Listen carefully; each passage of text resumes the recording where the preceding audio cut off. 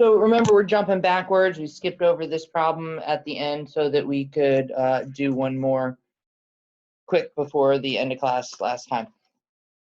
Oh, I also want to mention I did post office hours based on the survey on D2L.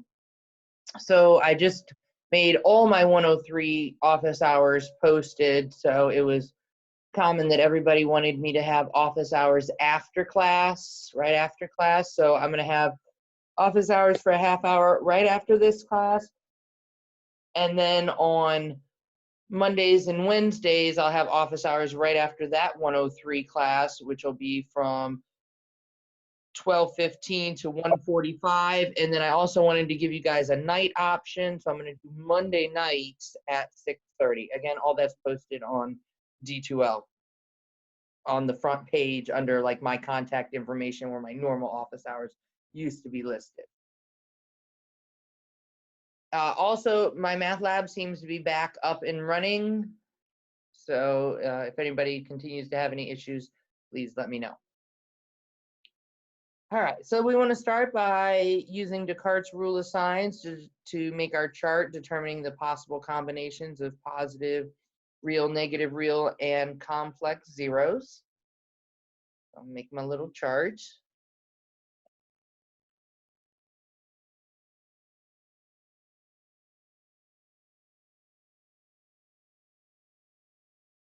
To determine the number of positive real zeros, we want to take a look at the number of sign changes in our g of x. So how many times do we switch from positive to negative or negative to positive? 4.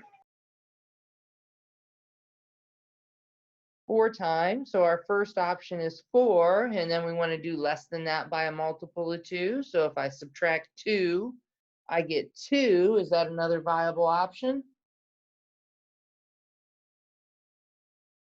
Yes.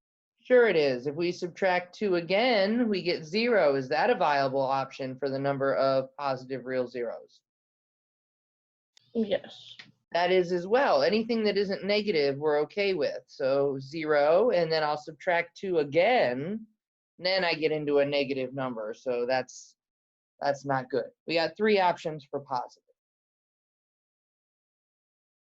To determine our options for negatives, we need to look at the number of sign changes in g of negative x. So we'll start by finding g of negative x.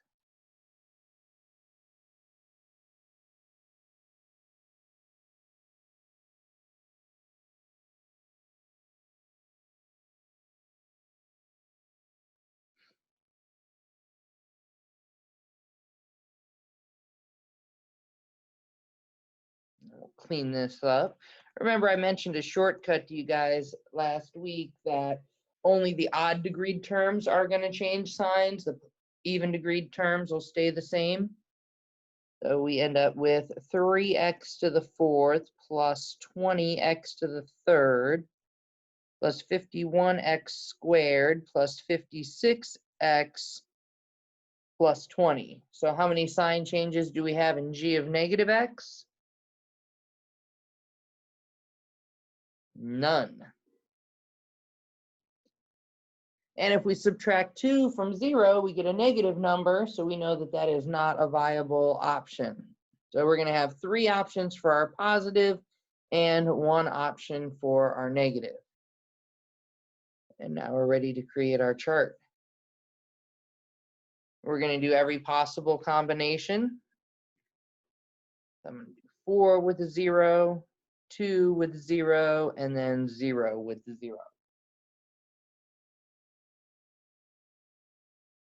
To figure out our complex column, we just need to make sure that each row adds across to be the degree, and our degree this time is 4. So what number should we have in our complex column?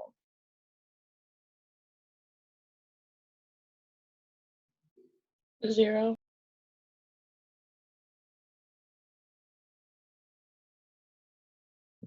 2.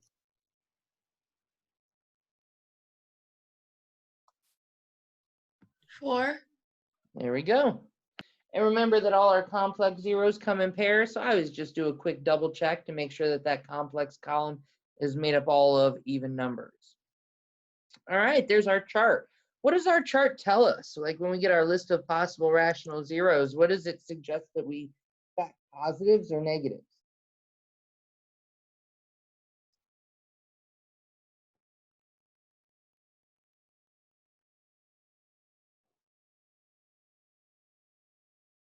Well, if you take a look at our negative column, look at that. It says there are 0 negatives in every single case. So there's no way when I list out my possible rational zeros that I'm going to waste any time checking negative numbers because none of them are going to work. So this tells me check my positives. Listing out our possible rational zeros, we take the factors of our constant and divide it by the factors of our leading coefficient. And even though we know we're not going to check any of the negative numbers when listing out all the possible rational zeros, we do need to include both the positives and negatives. So we have factors of our constant, which is 20. What are our factors of 20? 1, 2, 4, 5, 10, and 20. Great, and then we'll divide that by the factors of our leading coefficient, which is 3. So our factors of 3 are just 1 and 3. And now we want to make this into some kind of normal list of numbers. I know everybody's going to be a plus or minus. I'm going to take every number in the numerator over 1, and then I'll take every number in the numerator over 3.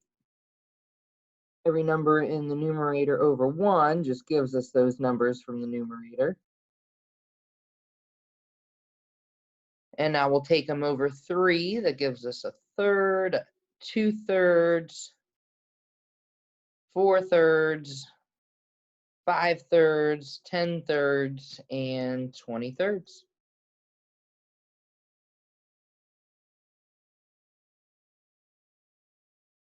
Questions on anything we've done so far?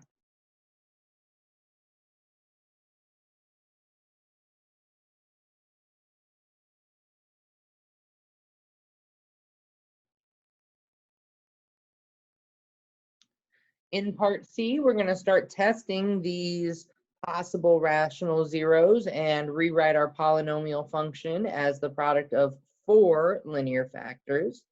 We know we're going to have 4 factors because we are degree 4. I usually start by checking 1 first using remainder theorem. To check 1, all I need to do is add up my coefficients, and if I get 0, then I know that positive 1 works. But if I add up my coefficients, I get, looks like I get -2. So since I'm not getting 0, I know that positive 1 doesn't work, and I will choose any other number. So what number would you guys like to check first?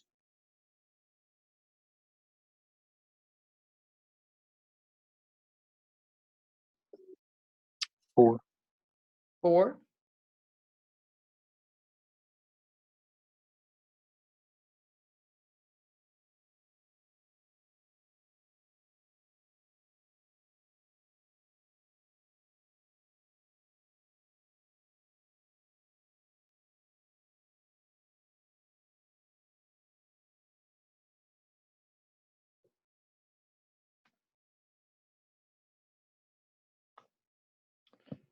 Is that 332?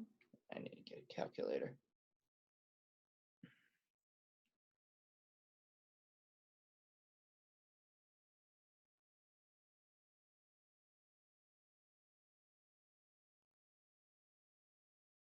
It's 276, 1104. So we're getting, Maybe Allison, -8. oh, the -8. 8 should be Okay, negative, yeah. thanks. Okay, all right, let's try this again.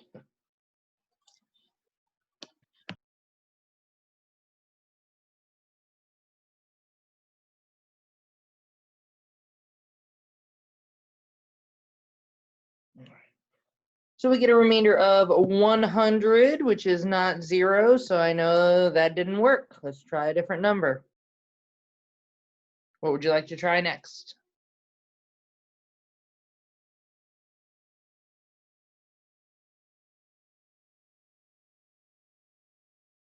Can we try 2? Let's try 2.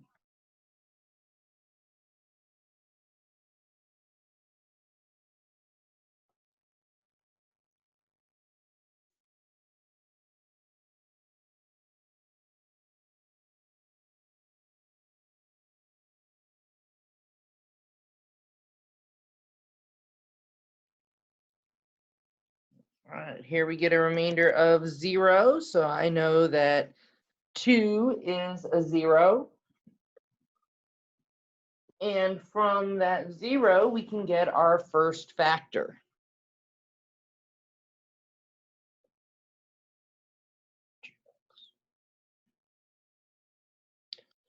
So g of x is equal to, if 2 is our 0, what's the factor?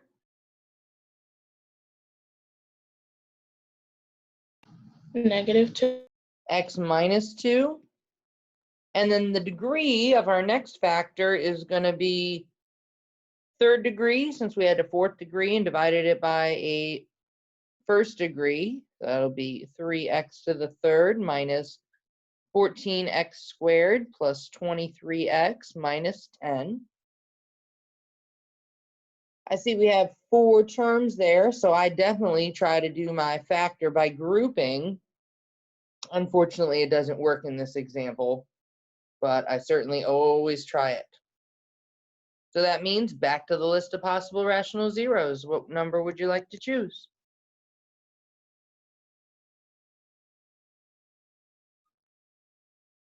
Five. All right, let's check 5. And remember, you're dividing that into our cubic factor because we're trying to break down this polynomial.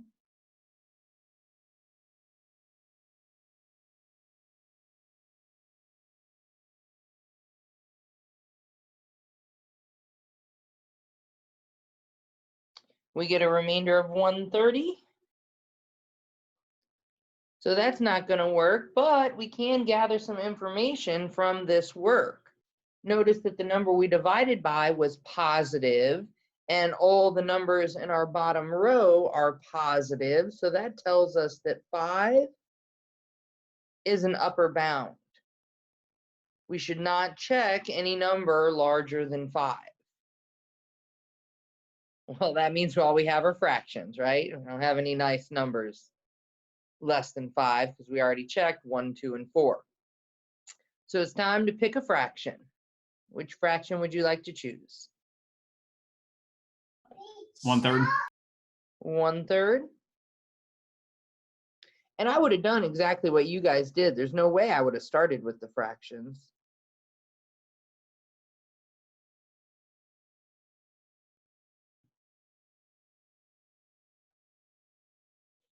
That's going to give us 1, -13, -13 thirds. So right away, I already feel like I don't want to check this number. And when we get into pre-calc, calc, whatever, I'll give you ones that are gross. But I'm not going to give you ones that have a whole bunch of fractions in your synthetic division. So, I mean, I'll finish this one, but I know that there's no way that this is it.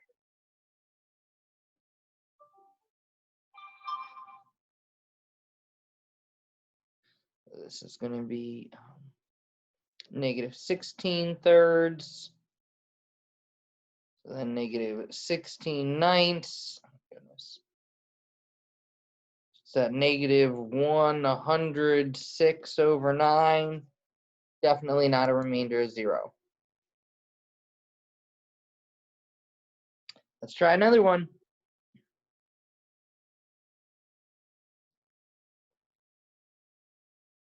How about 2/3?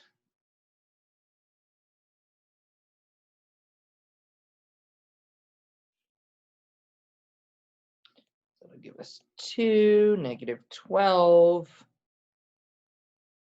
It's -8, 15. 10. There we go. There's our remainder of 0.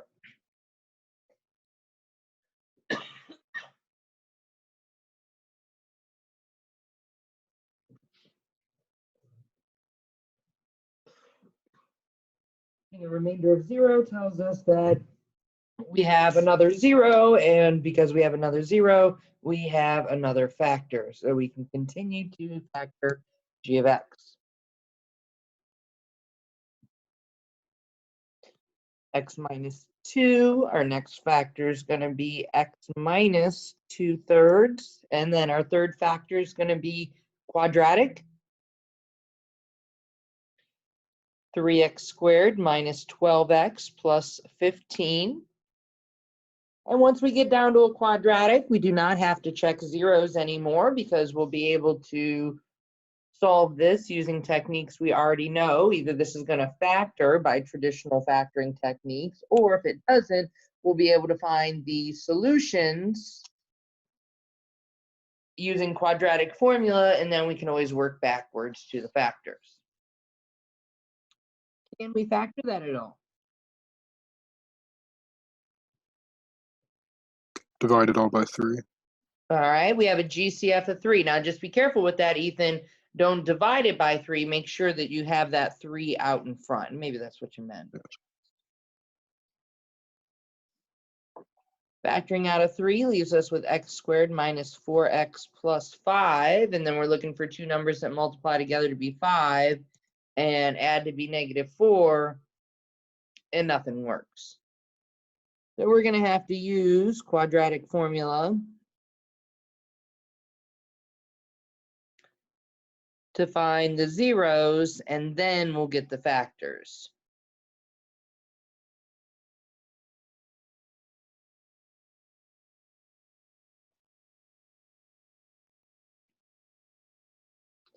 So x equals -4 plus or minus the square root of -4 squared minus 4 times 1 times 5 all over 2 times 1.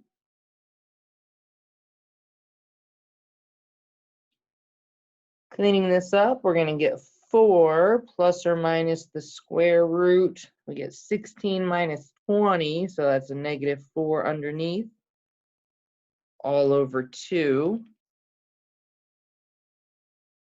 Square root of -4 is 2i, so this is 4 plus or minus 2i all over 2. I would definitely break that up into two separate fractions to simplify. So we're looking at 2 plus or minus I.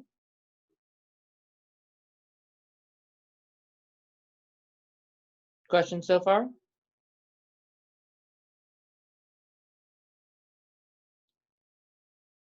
Well, from these zeros, we can get the factors.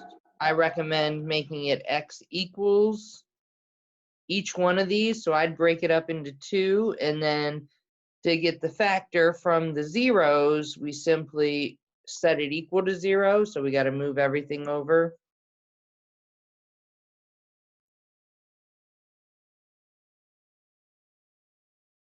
And we're going to get x minus 2 minus I and x minus 2 plus I. And these will be our last two factors.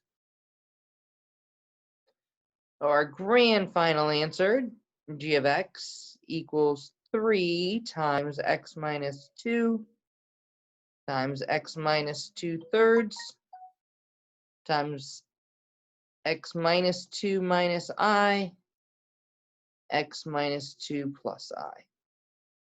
There we go.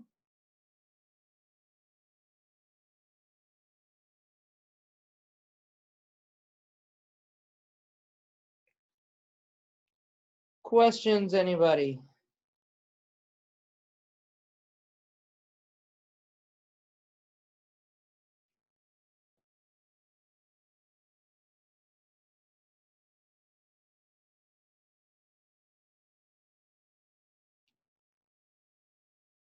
Okay, well, we did the next example, which was just solving an equation. And since the directions didn't say we had to use Descartes' rule of signs or list out all of our possible rational zeros. We didn't. Our next couple examples are application problems. And they're just asking us to solve as well. So here again, we don't have to make the chart using Descartes' rule of signs if we don't want to. And we don't need to list out all the possible rational zeros. We can just list out some, and if those don't work, then we can list out some more. But first, we got to get our equation based off of the application. The height of a box contains HP LaserJet 3 printer cartridges. The height is 4 inches more than the width, and the length is 9 inches more than the width. If the volume of the box is 630 cubic inches, then what are the dimensions of the box? All right, so let's start by labeling the diagram. I drew the box for you, but we need to label the sides. It says that the height is 4 more than the width. We don't know what the width is, so we can just call it X, but we know that the height is 3 more than that. So I'm sorry, 4 more than that. So our height is going to be X plus 4. And then the length is 9 more than the width. So we have 9 plus X here on the bottom. The other piece of information given to us was that the volume is 630 cubic inches. Well, how do you find the volume of a box? Do we have a formula? Length times width times height. So we know what the volume is. We also know the length, the width, and the height. So let's just plug it all in together and get our equation. 630 is going to be equal to X times X plus 4 times X plus 9.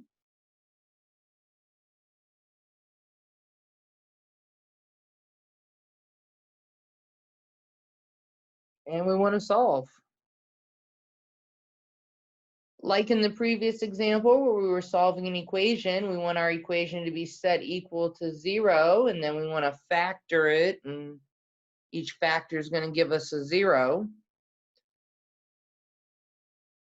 But if I just set this equal to 0 now,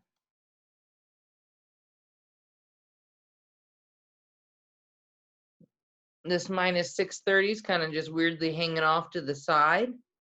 I certainly can't factor it now. What should we do? FOIL and distribute. Yeah, we want to multiply it out. Personally, I would have multiplied it out before I moved the 630 over because, I don't know, it looks weird to me and I might do something weird with it. Oh, I'd probably back up and multiply out here and then set it equal to 0. But either's fine. And I agree with Naomi that I would do the FOIL first and then distribute the X second.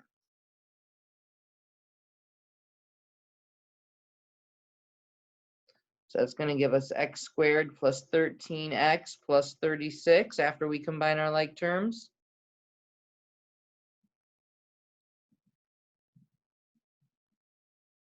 And then we will distribute our X to the third plus 13X squared plus 36X. And now I'm going to set it equal to 0. We're solving the equation. 0 equals X to the third plus 13X squared plus 36X minus 630. Any questions so far?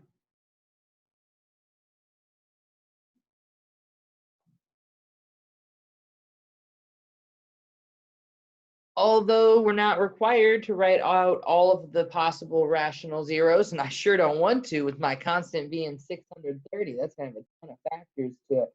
We do need to write out some numbers to get us started, but there's so many to choose from. I encourage you to think about what the context of the application is, because that's going to help you make better choices regarding your possible rational zeros to try. What can we eliminate right away based on the context of this application? 1, Okay, tell me why you want to eliminate 1. because the constants don't add up to equal 0. Okay, all right. So she's just going right to the math already. You are totally correct, but I'm going to back up a little bit and kind of just think of it more generally first. Okay. But you are correct that 1's not going to work because when you add up the coefficients, you don't get 0. Because they're talking about a printer and they're using inches, we don't want to use numbers that are too big because it wouldn't make sense for the dimensions of a printer. Okay, so they're actually talking about a box of printer cartridges, but your statement is still true. So we're talking about a box, so it's probably not 630 inches wide. And it's also probably not 1 inch wide. What other huge category of numbers can be eliminated since X represents the side of a box? You can eliminate all negative zeros. All the negatives, right? So that cuts our list in half already. I don't want a ginormous box because I'm not going to be able to carry it. And we know that print cartridges are relatively small. So even numbers like, 100, I think would be way too big. And 1 inch wouldn't make sense because that's way too small. So we need kind of some medium road small numbers. And also keep in mind that the length of the box is X plus 9. So even if you're thinking of a number like, oh, well, 30 might work, well, then you add 9 to that. I'm not carrying a 3-foot cube box full of printer cartridges. That's huge. So what kind of numbers do you think would make sense? And we're just going to list some and try them. And if they don't work, then we'll list some more and try those. So what are kind of some middle of the road for a box? What's a box? A box is usually not more than like 2 feet with those printer cartridges. Would 6 work? All right, so I think 6 would be a good choice. Do we want to list more than 1 just so we have them ready to go in case 6 doesn't work? 5 or 3. Because a 6, that would give us a 6 by 10 by 15 box. Pretty reasonable. All right, so let's start with 6 and we'll see if it works. And if it doesn't, then we'll just try something else.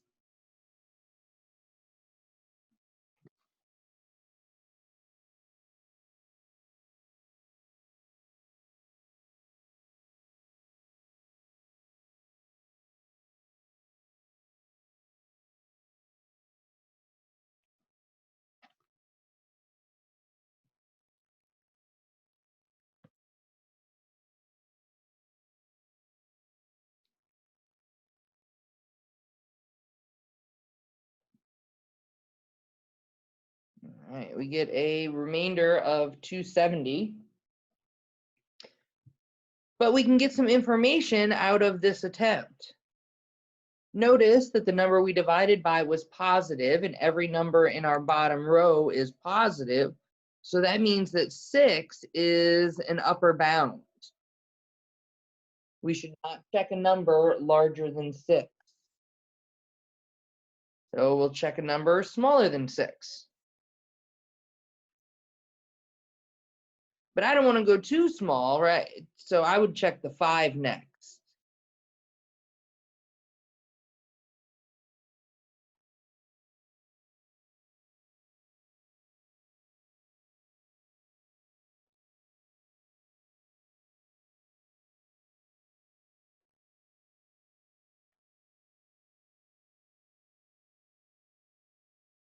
And 5 does indeed give us a remainder of 0.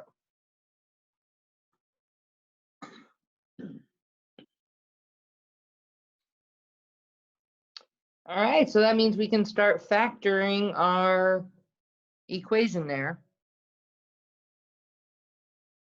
Our 0 is 5, so that makes our factor x minus 5, and then our next factor is going to be quadratic, x squared plus 18x plus 126.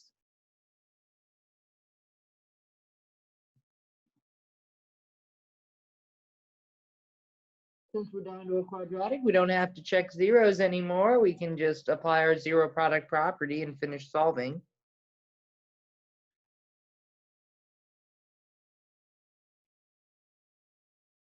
We get x to be 5 as our first answer. And the way that we know that there's 3 zeros is because it's a power of 3. You got it. Okay.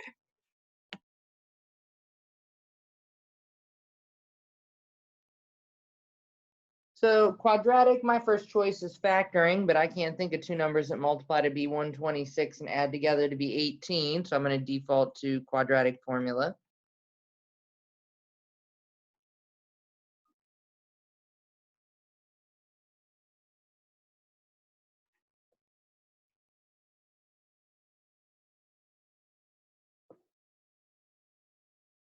That's going to be -8 plus or minus. Under our square root, we end up with -180 all over 2.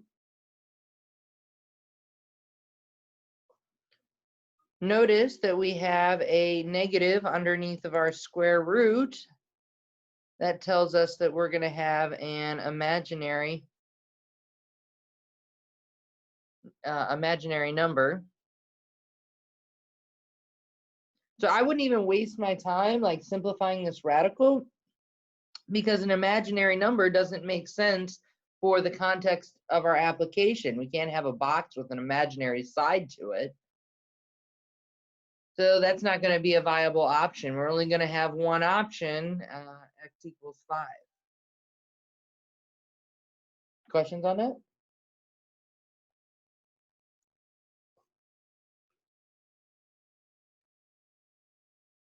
We're not quite done yet though, because if we go back and read the problem like we always do with our application problems, right? We need to make sure our answer makes sense for the context. We need to make sure we've answered the question and then included any necessary units. And it wants us to state the dimensions, the length, the width, and the height. X represented which of those three? The width. The width, and our unit is inches. So now our length is x plus 9. That's how we labeled our diagram. So the length is going to be 14 inches, and our height is x plus 4.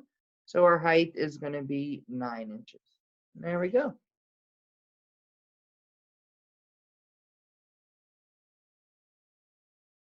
Questions at all on this example?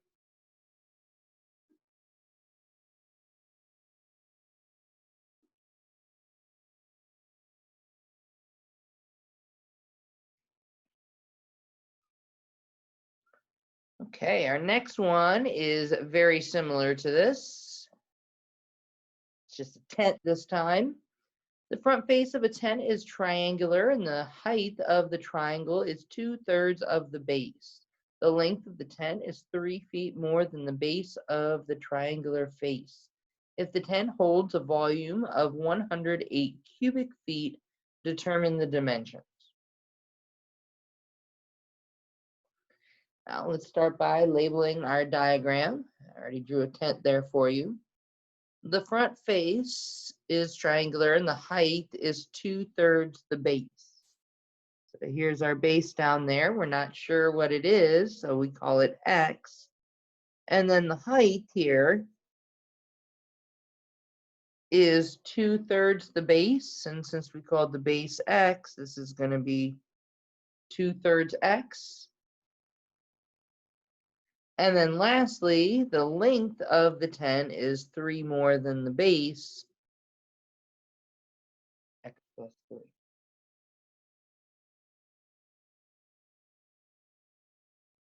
They told us that the volume is 108 cubic feet. Like the previous example, we need to come up with the formula for finding the volume. And then we'll substitute the 108 in for the V, and we'll have our equation to solve. So I know nobody's like, I don't know the equation of the volume of a tent. But what we have here is a prism. And a prism in geometry, a box is actually a prism as well. A prism is where your top and bottom are a certain shape. So a triangle here. In our previous example, we had a prism as well, and our top and bottom just happened to be rectangles. And when you are coming up with the volume formula for any prism, you find the area of that base shape, the top or the bottom, you find the area of that, and then you multiply it by the height. Yes, we all have length times width times height memorized, but to find the area of your rectangle on the bottom, you do your length times your width, that's the first part, and then you multiply it by the height, where we get the length times width times height. So we're going to do that same thing with this prism. So we're going to start with the area of the base shape, which here is a triangle. So 1/2 base times height. And now we're going to multiply by the height of the prism, but I don't even want to use the word height again because I'm talking about this distance here, not this distance here. So instead of height, I'm going to use, I think, L for length. And there's our formula. Does that make sense? Anybody have any questions on getting the formula? And with a prism, your base can be all kinds of different shapes. Triangles, circles, hexagons, octagons, any of those. I would only expect that you could come up with the formula for a prism where the base is a circle, triangle, rectangle, or square. I don't expect anybody knows the formula of an octagonal. Now that we have these two pieces of information, we're ready to put them together and get our equation. We're going to have 108 equals 1/2. Our base is x, our height is 2/3 x, and then our length is x plus 3.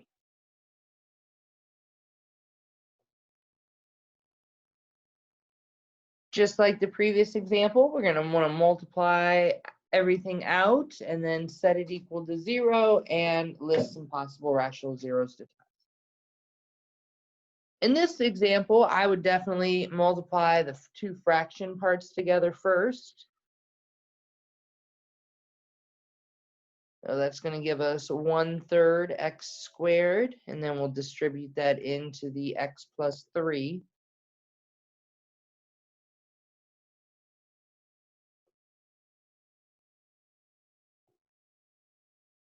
And now we can set it equal to 0. We get the equation 0 equals 1/3 x to the third plus x squared minus 108. Questions on any of that so far?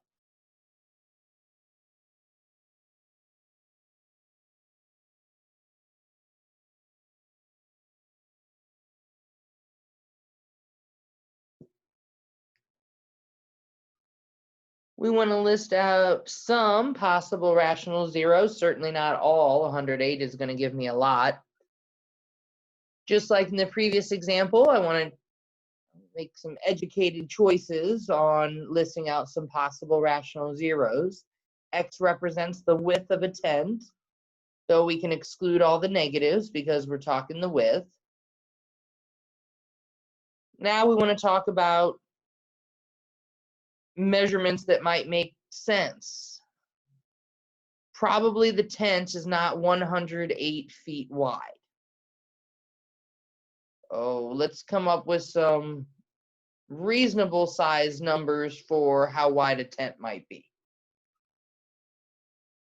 Any suggestions on numbers we should try that we could list out?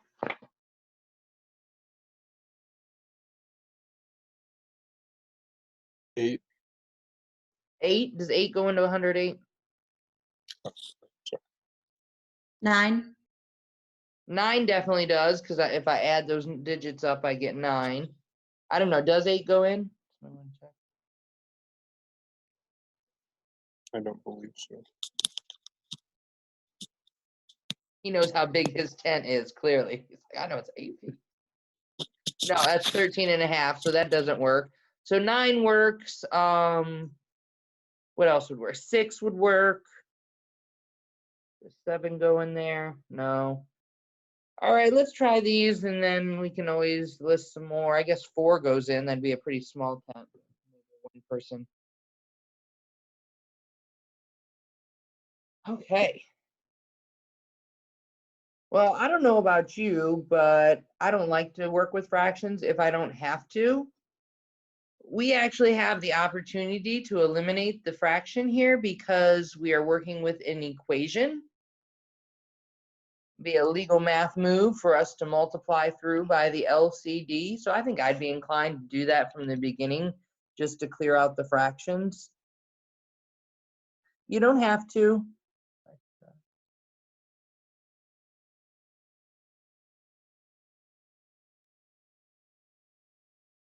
Okay. So we're checking 9 first. What do you notice that's different about this equation than any of the ones we've done in this whole section so far? That would be relevant to our synthetic division. There's no x to the first. Notice that there is no x to the first.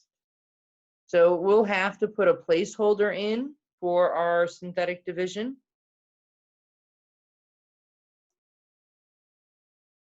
All right, what were we checking? 9.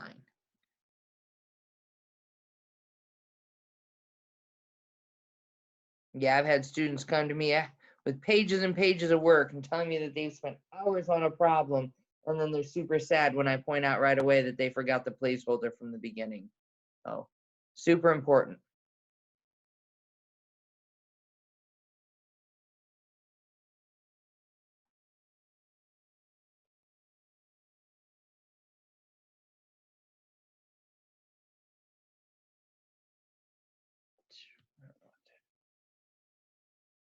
It's not 0, I know that.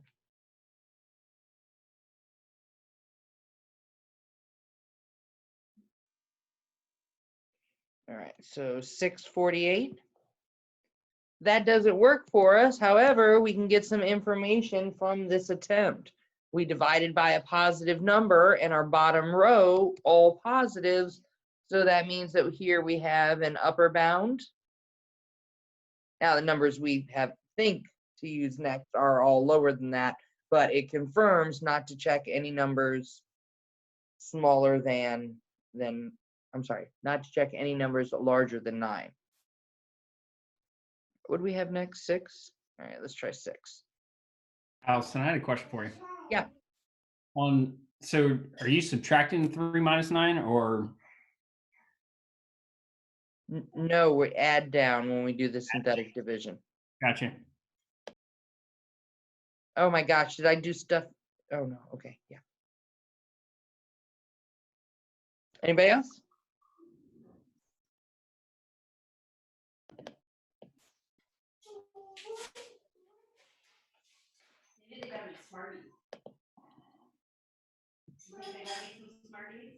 Eric, you want to mute yourself?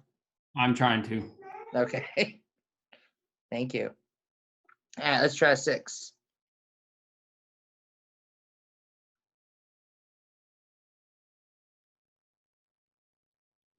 There we go.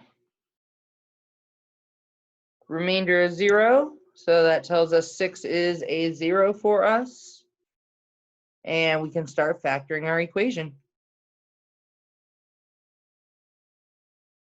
0 equals x minus 6 times x squared plus 9x plus 54.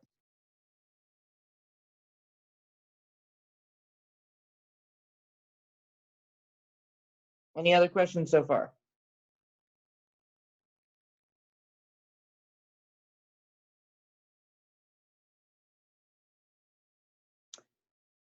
Now that we're down to a quadratic, we don't have to test zeros anymore. We should be able to wrap it up using older methods that we have. So I'm going to use my zero product property and set each one of these equal to 0.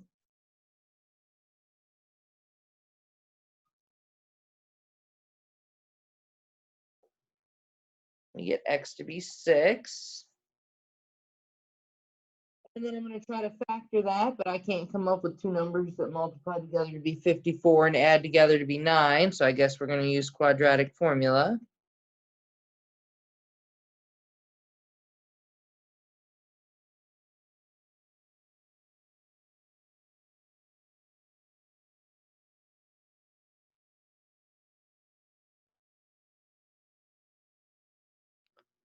Simplifying, we get x equals -9 plus or minus. Underneath here, we're going to get -135 over 2.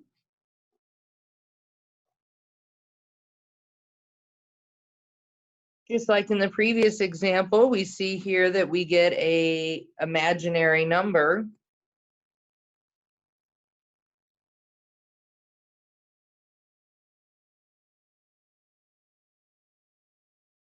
Well, we can't have a tent with an imaginary base to it.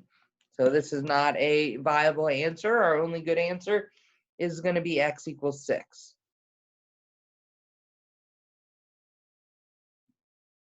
Since it's an application problem, we need to make sure our answer makes sense for the context, which we just did. We need to make sure we've answered the question and included any necessary units. So the question asks us to determine the dimensions of our tent. Lx represents the base, so the base is 6 and our unit is feet. The height is 2/3 the base, so it's 4 feet high, and then the length was 3 more than the base. So our length, 9 feet.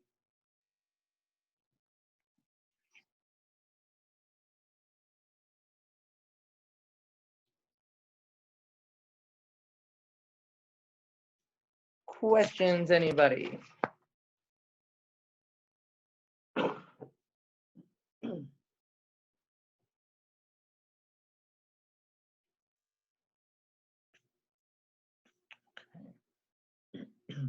The last two examples in here are very similar to ones that we've already done. We did problems just like this in, I don't know what the section number was, the section where we were graphing polynomials.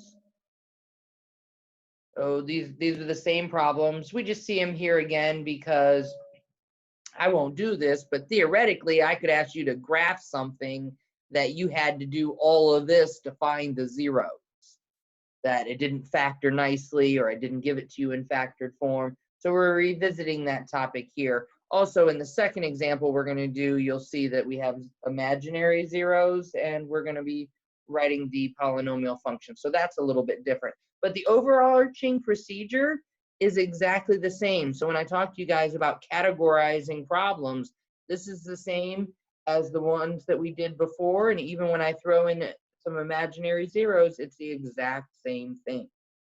Each of the zeros give us a factor, and then that additional piece of information, that point that they give us, we'll use to find the leading coefficient. So I know that my function name should be f because they gave me f of 1 equals 3. So f of x. I don't know what my leading coefficient is. We use a. And then each of the zeros are going to give me a factor. So what are our 3 factors going to be?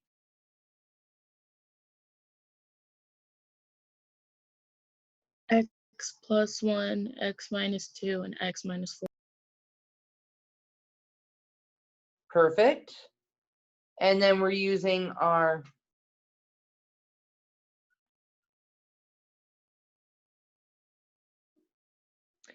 f of 1 equals 3 to find the leading coefficient.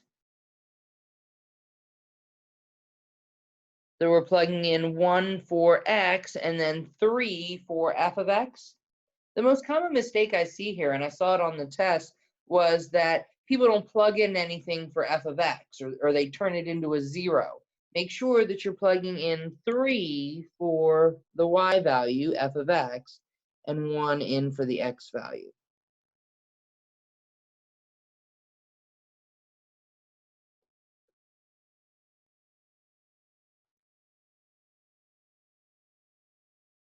So we get 3 to be 6a,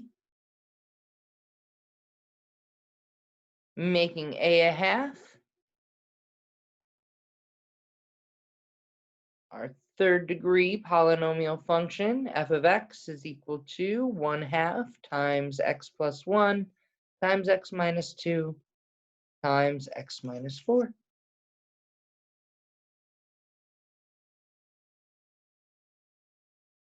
Questions at all?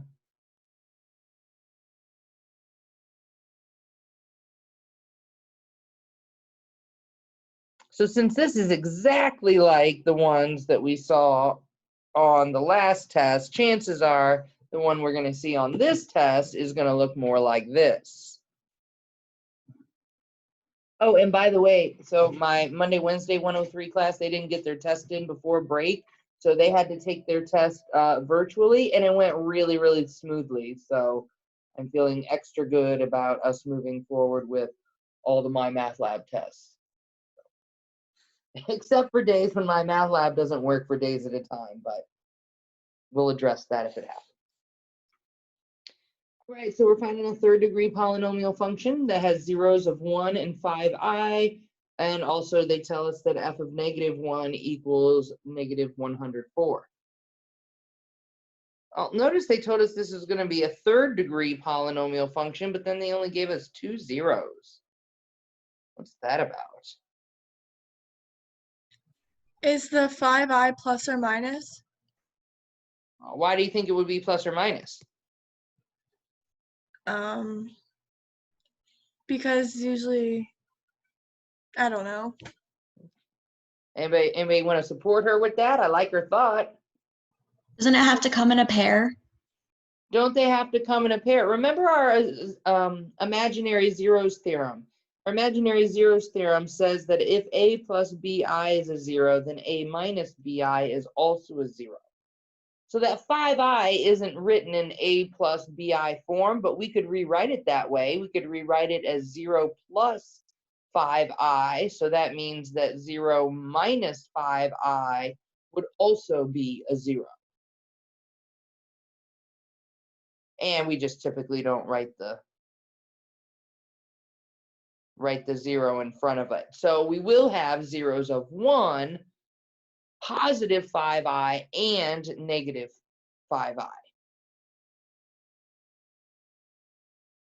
Now be careful, I could give you one where it was like, 2 plus 5i as well. That's a little bit harder to write the factor when that happens.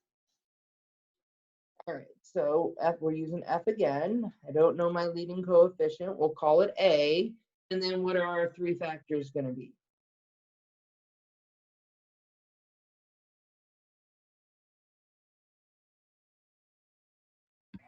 X minus 1, x plus 5i, x minus 5i. Got it. Perfect. Now she gave me the factors in a different order than I had the zeros written over here. Make sure that when you're going from the 0 to the factor, you're moving it over so they do change signs. All right, great. We have that. Now we're ready to find our leading coefficient a, and we're going to use that f of -1 equal to -104 to find our a. Plugging in -104 for f of x and -1 in for x.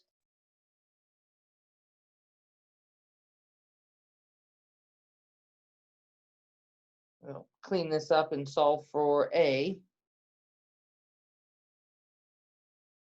It's going to be a -2.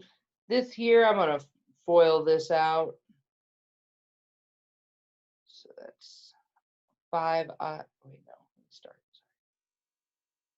So that's 1 plus 5i minus 5i minus 25i squared.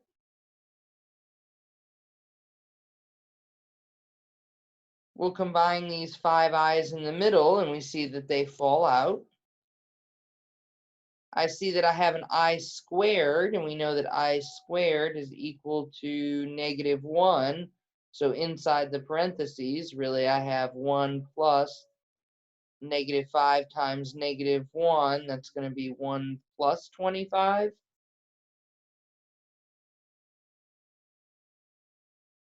So -104 equals A times -2 times 26. That's a -52A. And then we divide to solve for A. And we get 2.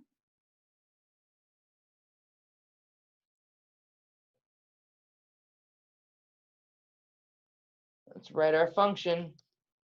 F of x equals 2 times x minus 1 times x plus 5i times x minus 5i.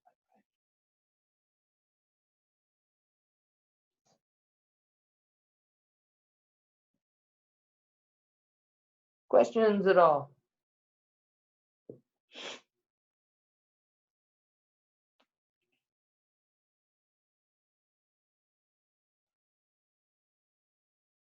All right, so that's the end of that giant double section. So that's the end of the material that is on our next take-home quiz and our next homework assignment. Let's see when that take-home is due.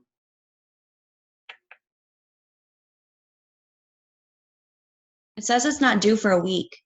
Okay, that sounds right to me, but I just wanted to double check and make sure everybody sees where to put it.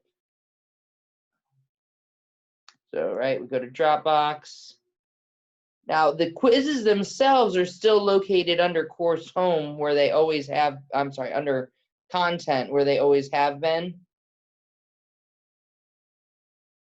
Right here where it says take home quizzes under lecture recordings, right? So that's where you're going to go to get the take home quiz. But the due dates and where to actually post the Dropbox are under Dropbox. So we see April 6th for the due date on that quiz. I'm pretty sure it's the same due date for the homework as well.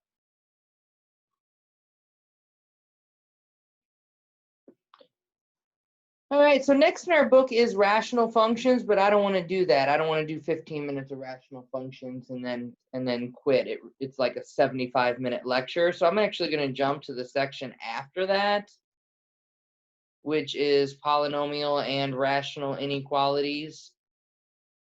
It's a much shorter section, and it's okay if I chop it up.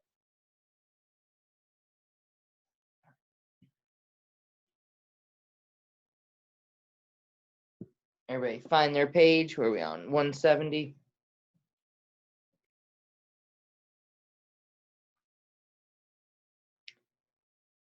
So there are 2 different strategies for solving both polynomial and rational inequalities. The first strategy is to graph the function and then look at the picture. If your inequality is greater than 0, you're looking for anything above the x-axis. And if your inequality is less than 0, right, our function would be over here. If we are less than 0, then you're looking for anything underneath the x-axis where you're having negative y values. So that test strategy is good if you're good at graphing stuff, and even I'm good at graphing stuff, but I don't use that strategy very frequently because I can do the other strategy much faster. We saw that graphing a polynomial frequently took like 10 minutes to do, and the rational functions, they're even worse. That's the section we skipped over that we'll hit on Thursday. So although it's a possible technique, it's not the technique I recommend. You might run into some problems on the homework, though, where they've already graphed it for you and then asked for the greater than or the less than. So greater than 0, we're looking at everything above the x-axis where there's positive y's. Less than 0, we're looking for anything below. So let's talk about this second strategy called the test point strategy. We're going to start by writing our inequality in standard form, which simply means that there's 0 on one side.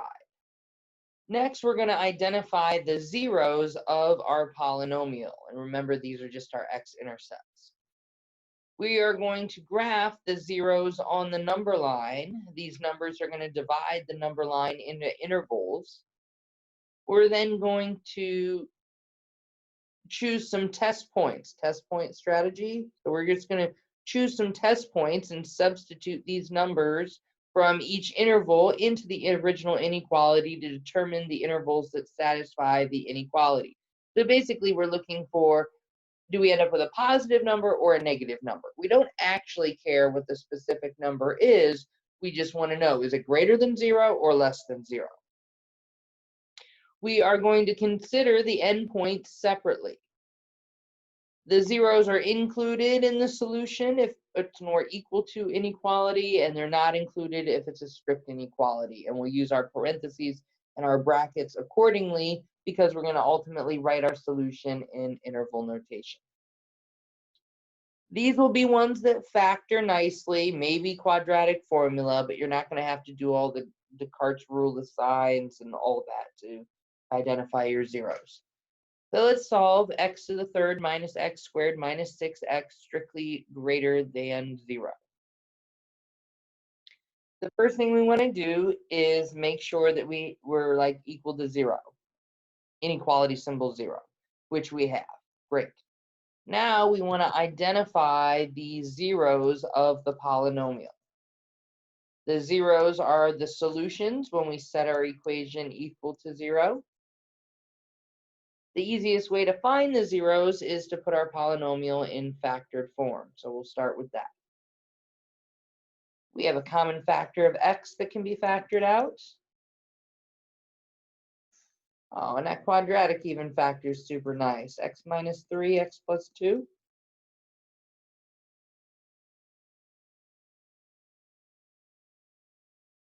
So what are the zeros of this polynomial?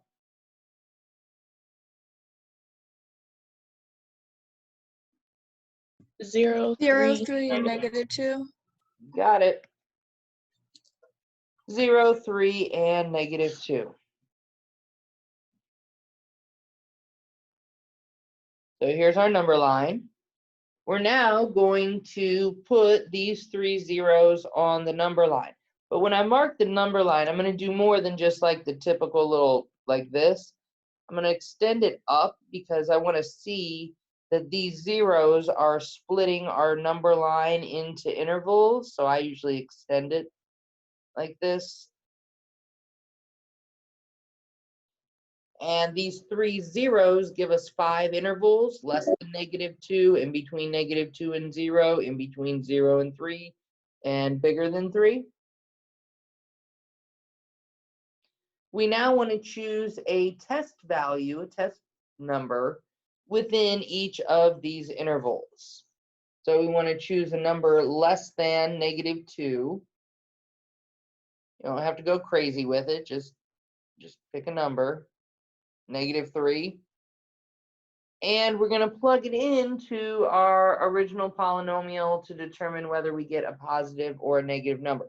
So you can go all the way back to the beginning if you want and plug it in here, but I'm typically not using a calculator, so I personally prefer to plug it into the factored form, especially since we don't actually care what the number is. We just want to know if it's positive or negative. If you plug it into the factored form, you can kind of just count how many negatives you have. So if I plug negative 3 into my first factor of x, I'm going to get a negative number. If I plug it into my second factor, x minus 3, negative 3 minus 3, that's going to be another negative 6. And then if I plug it into my third factor, x plus 2, negative 3 plus 2 is a third negative. So when we multiply 3 negatives together, do we get a positive or do we get a negative? Negative. We get a negative. So any number I would have picked less than -2 would have produced a negative number. Here, I'm going to show you. I'm going to do it again, but I'm going to use -10 this time. If we plug -10 into our first factor, it's going to be negative. If I plug -10 into my next factor, -13. If I plug -10 into my next factor, -8. So I still get 3 negatives, which result in a negative. So it actually does not matter what number you pick. Any number less than -2 will produce the same result. Next, we want to choose something in between -2 and 0. So how about -1? And I'm going to do the same thing. I'm going to plug it in. My first factor, negative. My second factor, negative. My third factor, positive. So if you multiply 2 negatives together with 1 positive, do we get a positive or a negative number? Positive. We get a positive. So any number we would have tested between -2 and 0 give us a positive number. On to our next interval. Something between 0 and 3. So maybe +1. Plugging it into my factors here. My first factor is going to be positive. My second factor is going to be negative, and then my third factor, positive again. So if I multiply a positive, a negative, and a positive, I end up with a negative. And then lastly, we're choosing a number greater than +3, so I think I'll choose 10. Plugging that in, I'm going to get a positive, and a positive. 3 positives, when I multiply them together, is a positive. Questions on how I made the chart, how I'm coming up with the pluses and the minuses?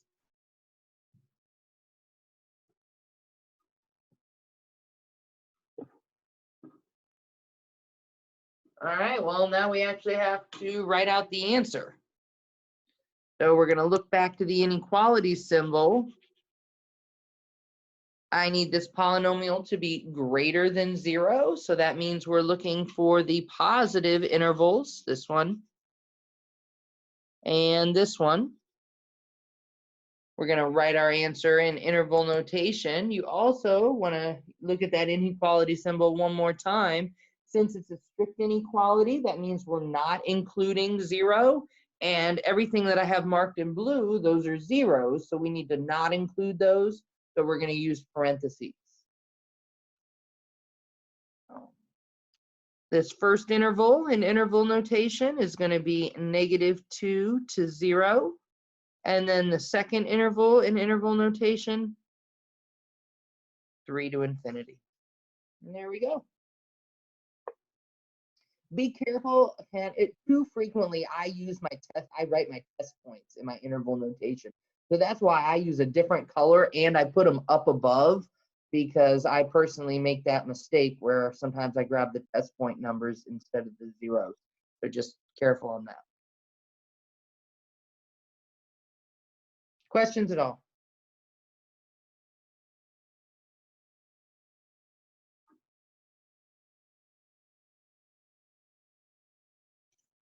All right, let's try another one.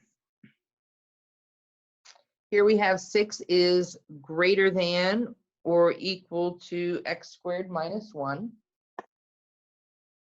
Even before I get it equal to 0, I got to do a rearrange. I can't have the variable on the right when I'm doing an inequality, so I'm just going to rewrite this quick. x² - 1 less than or equal to 6. And now I'm going to set it equal to 0. x² - 7 is less than or equal to 0. Here's our standard form. We want to identify the zeros of our polynomial. And that's where we just set it equal to 0 and solve.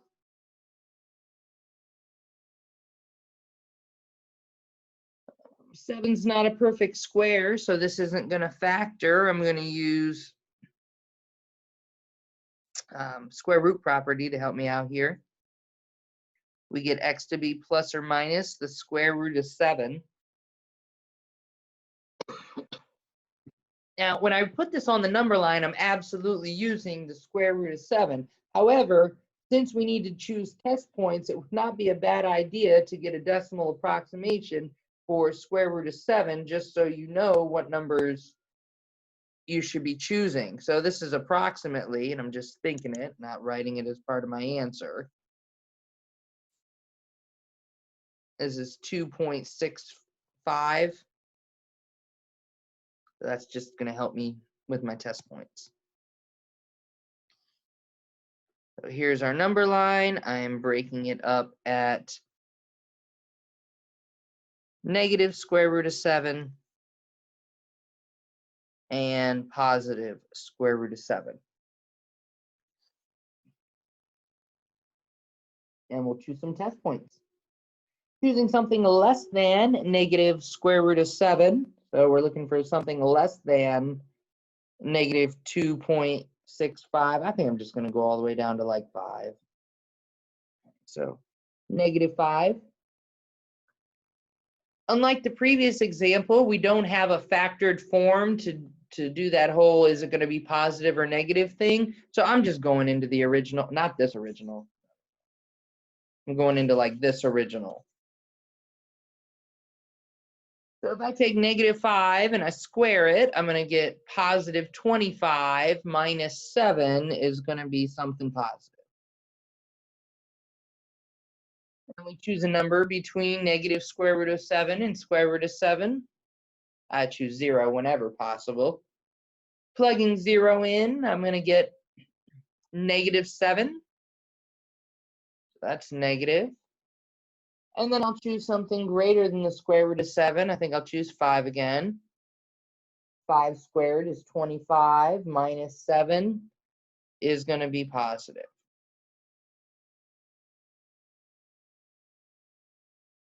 Any questions on the chart determining what intervals are plus or minus?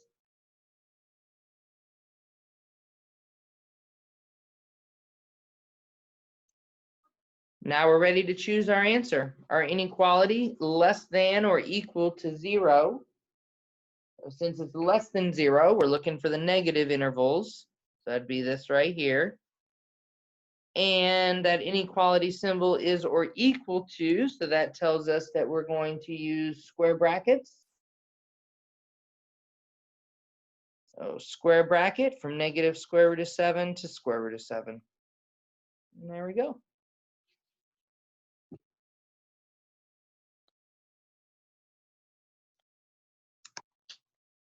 Questions? Anybody?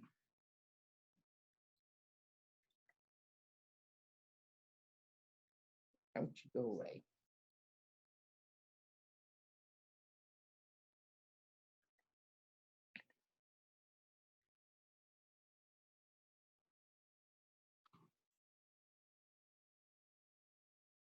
Anybody? Questions at all?